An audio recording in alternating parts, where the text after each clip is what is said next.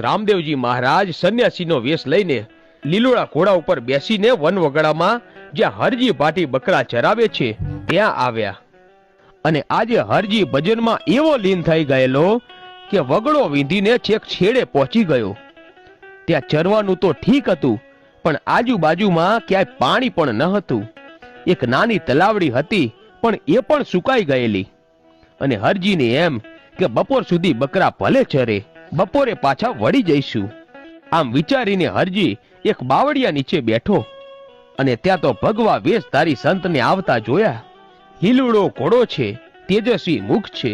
હરજી તો ઉઠીને સંતની પાસે ગયો, સાધુને પગે લાગીને બોલ્યો, બોલો બાપજી, હું તમારી શું સેવા કરું? તમે દૂરથી આવ્યા હોય ને એવું લાગે છે, તો લાવો તમારા પગ દબાવી દઉં। રામદેવજી નીચે બેઠા અને બોલ્યા કે અરે ભગત, મને તરસ બહુ લાગી છે, તો મને પાણી પીવડાવો।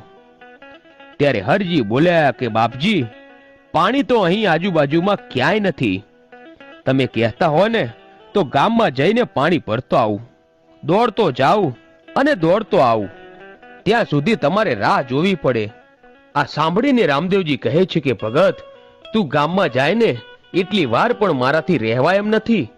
થાક લાગ્યો છે, ગળે સોસ પડે છે, અને પાણી નહીં મળે ને તો મારો જીવ જશે।